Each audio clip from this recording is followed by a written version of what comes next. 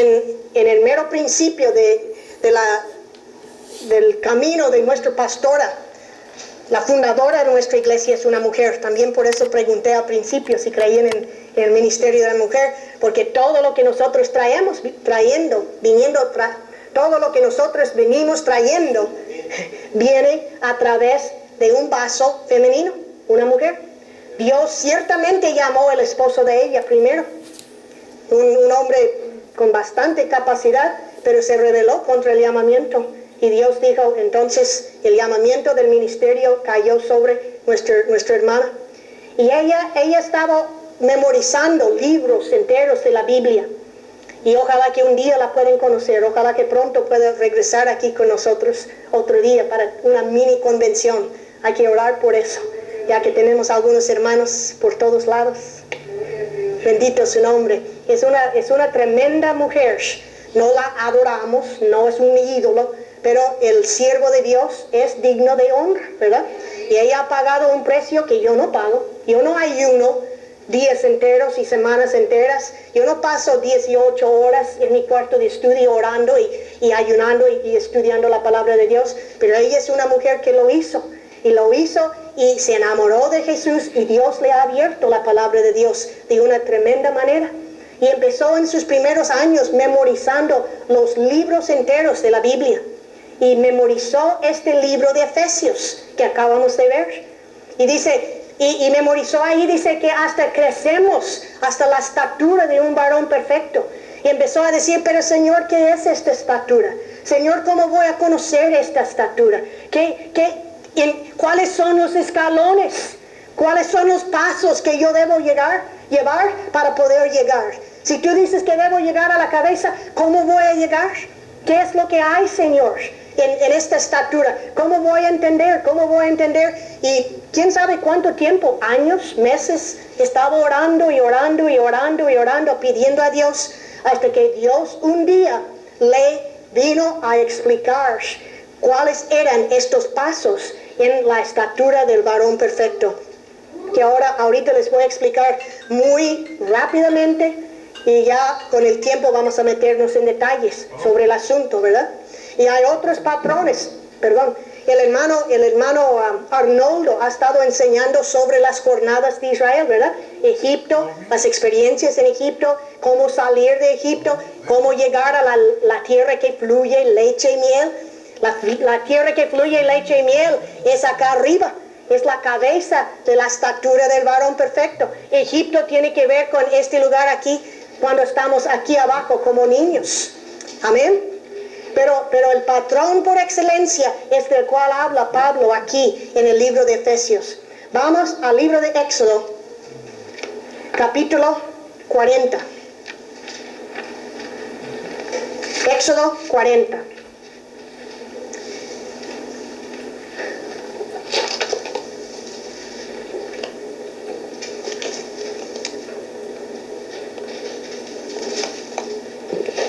Amén.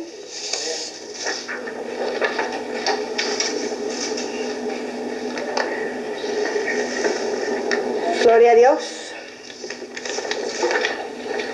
A ver cómo lo hago aquí. Muy bien. Tramposa. Gloria a Dios. El tabernáculo de Moisés es uno de los temas en la Biblia donde Dios usó capítulo tras capítulo tras capítulo para poder describir todo lo que había aquí en cuanto a este tabernáculo.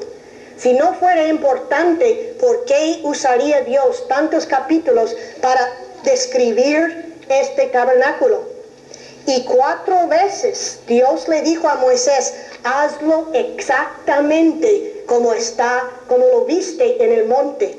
Hazlo exactamente, Moisés, como viste en el monte. Hazlo exactamente, Moisés, como lo viste en el monte. ¿Por qué? Porque Dios estaba describiendo a través de este tabernáculo de Moisés la estatura de su hijo. en todos los detalles que no podemos ver ni en los evangelios ni en el resto de la Biblia.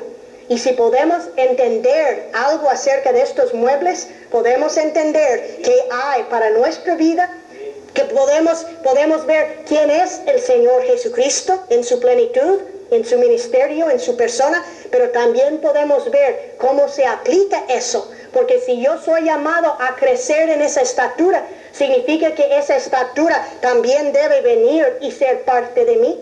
Entonces yo puedo entender los pasos de crecimiento a través de este tabernáculo. Ahorita vamos a ver aquí en el capítulo 40 y después vamos a Hebreos para confirmar de que ciertamente el tabernáculo es este Hijo de Dios de una manera simbólica, de una manera figurativa, de una manera de figura y sombra y tipo, diciéndonos con medidas, con materiales, con colores, características espirituales del Señor Jesucristo en toda su plenitud. Bendito su santo nombre.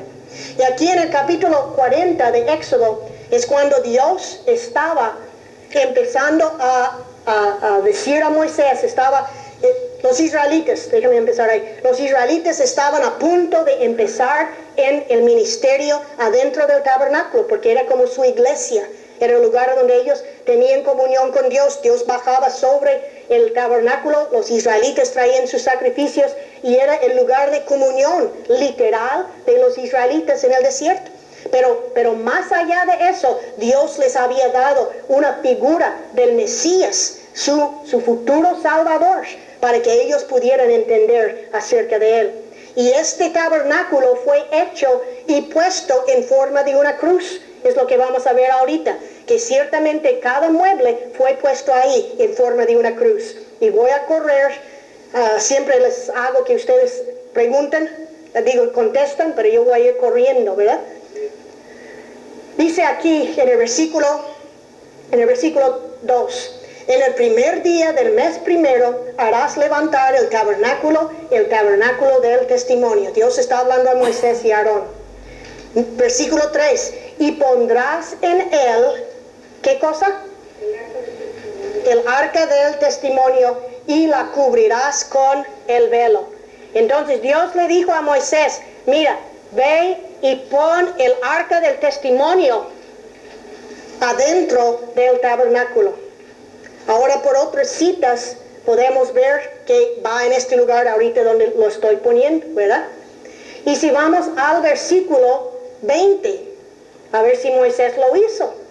Y tomó y puso el testimonio dentro del arca, colocó las varas en el arca y encima la cubierta sobre el arca, y metió el arca en el tabernáculo y puso el velo de la tienda y cubrió el arca del testimonio como Jehová había mandado a Moisés. Entonces el primer mueble que Dios puso ahí fue este arca, porque Dios estaba trabajando con su persona y iba bajando hacia donde estaba el ser humano. Y empezó en la cabeza, empezó en la parte de arriba, con el hermoso arca del pacto, a donde la gloria de Dios moraba, a donde la columna de nube y fuego bajaba sobre el tabernáculo y posaba ahí sobre el arca. Entonces él empezaba consigo mismo en este momento. Y después, no le dijo a Moisés, ahí están los muebles, a ver, mételos ahí como puedes. A ver, Moisés, tú más o menos te fijaste cómo estaba por allá. A ver, hazlo así más o menos. Tú ya tienes algo de conocimiento. Dios no lo dejó al conocimiento humano, porque Dios estaba marcando la estatura de su Hijo y quería asegurar de que Moisés no hiciera ninguna equivocación. Y también marcó aquí para nosotros muchas cosas en este capítulo. Y le dijo entonces, pon el arca. Y en el versículo 4 dice, y meterás la mesa de los panes, la mesa de la proposición de los panes. Que todo esto, repito, no lo vamos a estudiar en esta noche. Estoy poniendo algo en que pueden masticar para la semana siguiente, ¿verdad? Pero ¿a dónde puso la mesa? Versículo 22. Y puso la mesa en el tabernáculo del testimonio al lado, a ver en la nueva versión, en el lado norte. Entonces, sí, vamos a decir que esto es poniente, porque hay muchos versículos que después van a entender. Esto es poniente. Norte sería ¿dónde?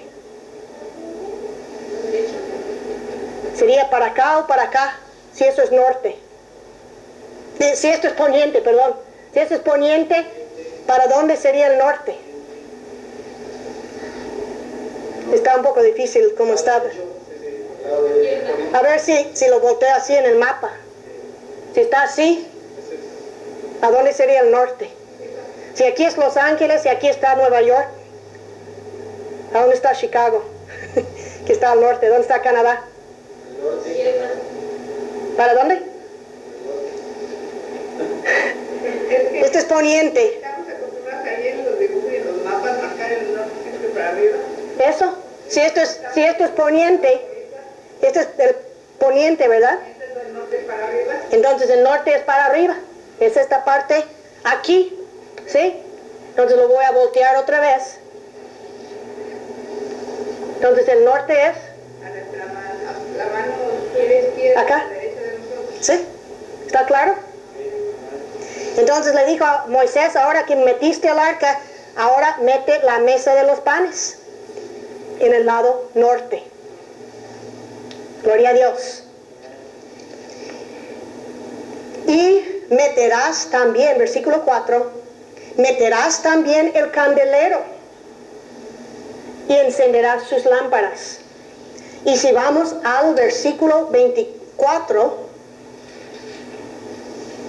¿dónde puso el candelero? Y puso el candelero en el tabernáculo del testimonio enfrente de la mesa, por acá, ¿verdad? Al lado sur. Entonces,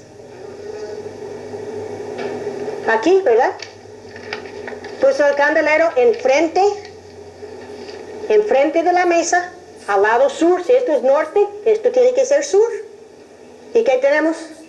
Ya tenemos dos cosas por aquí, ¿verdad? Y tenemos la cabeza de la cruz. Y en el versículo 5, y pondrás el altar de oro para el perfume delante del arca. ¿Sí? Aquí está el arca, y enfrente del arca, delante del arca del testimonio, y pondrás el pabellón delante de la puerta del tabernáculo. Pero si vamos al versículo 26, lo dice un poco más claro. Dice, puso también el altar de oro en el tabernáculo del testimonio delante del velo. Y aquí está el velo, en este lugar. Y encendió sobre él el perfume aromático como Jehová había mandado a Moisés. Puso asimismo la cortina de la puerta del tabernáculo. Aquí había un velo. Y a donde está el papel aquí abajo había una cortina. ¿Sí? Aquí estaba una cortina.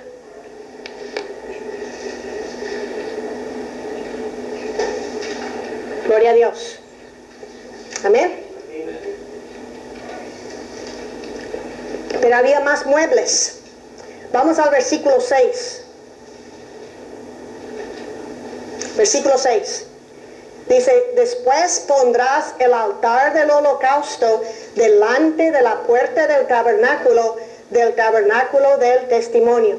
Entonces puso el altar del holocausto enfrente de la puerta. Ahora pudo haberlo puesto en cualquier lugar, ¿verdad? Pero lo voy a poner aquí, en este lugar aquí en los pies, porque van a ver qué otro mueble metió aquí. Versículo 7. Luego pondrás la fuente entre el tabernáculo del testimonio y el altar, y pondrás en ella agua. Entonces Dios le dijo a Moisés, Moisés, pon el altar aquí abajo, el altar del holocausto. Aquí es donde hacían los sacrificios. Y vas a poner el lavacro en medio, entre el tabernáculo, que era una casita aquí arriba, y el altar. El único lugar ahí es aquí en medio. Entonces de esta manera pueden ver claramente cómo Dios, al dar estas indicaciones, le dijo dando estas indicaciones a Moisés, estaba marcando los muebles en forma de una cruz. Bendito su santo nombre. Ahora, en años anteriores, la hermana Hicks estaba predicando en diferentes grupos y precisamente aquí en California. Ella estuvo aquí en California hace muchísimos años, en el año 56. El Señor le envió acá para poder escribir el libro sobre la preciosa gema, el tabernáculo de la preciosa gema, que explica todo esto en detalle, y otros libros que escribió aquí. Y en una de sus clases, ya cuando el Señor ya permitió que empezara a dar clases, ya después de terminar con los libros, había judíos en su clase. Y algunos de ellos se enojaron mucho porque, pues, ¿cómo es posible que el tabernáculo de Moisés fuera puesto en una cruz? Porque los judíos odian la cruz, odian la cruz. No lo quieren porque ya es símbolo de cristianismo. Entonces, ya al rato, ella no sabía qué estaba pasando en la mente de ellos, pero después de un tiempo, ellos regresaban a clase y decían, hermana, tenemos que pedirle perdón. Y ella dice, ¿perdón? ¿Por qué? Dice, porque nosotros no creíamos que Moisés había puesto los muebles en forma de una cruz. Y nosotros fuimos a casa para ver y para buscar en todos los libros hebreos que podíamos, todas las Biblias y versiones y libros que podíamos buscar para venir y decirle, mire hermana, así no es de esta otra manera. Pero dice que entre más nosotros estudiamos, más se confirmó que precisamente fue hecho en forma de una cruz. Venimos a pedirle perdón. Y entonces claramente en nuestra Biblia, en español y tanto en inglés, en otros idiomas, está puesto de esta manera. Entonces, si yo puedo empezar a saber de qué se tratan estos muebles, yo puedo empezar a saber cuáles son los pasos para mi crecimiento. Todos estos muebles tienen su importancia. Todos estos muebles nos explican acerca del Señor Jesucristo. Pero no solamente los muebles grandes que voy a explicar ahorita, sino cada detalle. Los cuernos, las varas, los anillos, el metal, los clavos, las cortinas. Todas estas cosas están diciéndonos algo acerca del Señor Jesús. Amén. Entonces nos conviene estudiar el tabernáculo, porque si vamos a crecer en amor en aquel que es la cabeza, si nosotros vamos a enamorarnos de Él, debemos entender quién es Él. Y ciertamente los evangelios nos hablan algo de Él, pero los detalles del tabernáculo nos van a hacer enamorar más y más y más. Y Dios pudo explayarse más en el tabernáculo de lo que pudo en los evangelios, en la vida del cumplimiento del Señor Jesucristo. Y entonces la hermana escribió un libro. Yo no sabía por dónde iba en esta noche, yo iba por otro rumbo. El Señor nos trajo, pero yo traje unos libros para los que ya estaban aquí desde hace tiempo, pero este es el libro del tabernáculo, la preciosa gema, a donde ella explica paso a paso sobre todos los materiales y todo. Entonces traje dos de Cantares y dos de otros, si están aquí. Pero es aquí a donde van a aprender los detalles, porque no podemos cubrir todo esto, tardaríamos años. Yo empecé a dar este libro allá en la iglesia grande de México, en la colonia de Zaragoza, le decimos la iglesia de Zaragoza. Y en 2 años apenas llegué a la mesa de los panes, empezando de aquí. Apenas en 2 años llegué a la mesa de los panes. Nunca terminé, ya cambiamos por X o Z. Ya el Señor cambió mi rumbo, ¿verdad? Pero no acabamos ahí. Pero en grandes rasgos, déjenme decirles en esta noche, y quiero que los nuevos memoricen estos muebles. Amén. Este mueble aquí es el altar del sacrificio, el altar del holocausto. Este mueble es el lavacro o la fuente. ¿Lo están apuntando? A ver, tengo hojas en el carro. Tengo hojas de estos en el carro. Si me acuerdan, se los entrego. Sí, pero, a ver. Les digo que no pensaba venir por este rumbo. en el estuche blanco. Me fui a San Francisco hace 2 semanas y saqué un montón de copias para entregar allá. Y no usamos estos porque no llegué allá. Pero tenemos, aguanten un poco más, un poquito más, un poquitito más. Mientras él trae esos. Este altar de holocausto, este altar de sacrificios, ¿qué? Si sacrificios, ¿qué ponían ahí? El cordero. El cordero. Y para poner el cordero ahí, ¿qué tenían que derramar? La sangre. Entonces, este mueble nos está hablando de la sangre. Nos está hablando del sacrificio del Señor Jesucristo. Nos está hablando de todo el ministerio de la sangre de Jesús. Estaba pensando en la tarde en cuanto a los sacrificios del Antiguo Testamento. Dios pudo habernos dicho, y nos ha dicho, la sangre de Jesús nos salva, nos limpia de todo pecado. Pero si estudiamos los tipos en el Antiguo Testamento de estos sacrificios, podemos ver que había una sangre para X pecado, otra sangre para consagración, otra sangre para conseguir paz con Dios y paz con nosotros, otra sangre para pecado, otra sangre para transgresión, otra sangre para iniquidad, ¿sí? Entonces, estudiando en el Antiguo Testamento sobre este sacrificio de Jesús, que es un solo sacrificio, pero en el Antiguo Testamento fueron bueyes y toros y vacas y corderos y ovejas y pichones y muchos tipos de sacrificios. Entonces Dios puede describir a nosotros la plenitud de la sangre del Señor Jesucristo. Pero rápidamente la sangre corresponde a qué experiencia en nuestra vida.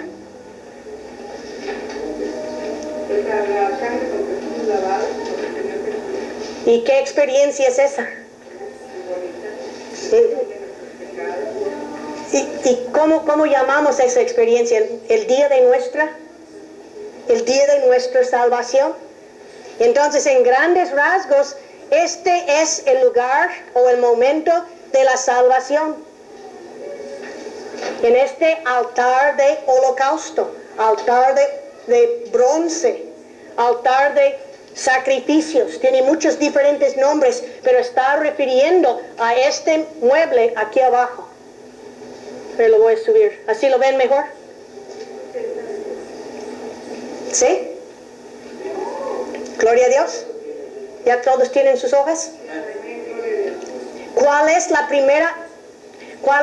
primera experiencia? Lo voy a subir un poquito. Nosotros estamos aquí como pecadores. ¿Qué es la primera cosa que necesitamos para acercarnos a Dios acá arriba?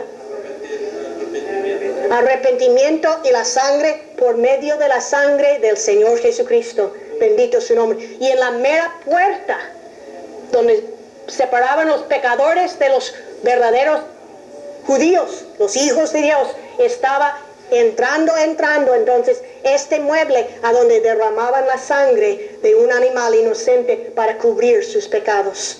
Y para todos los días de su vida tenían que traer sangre, no solamente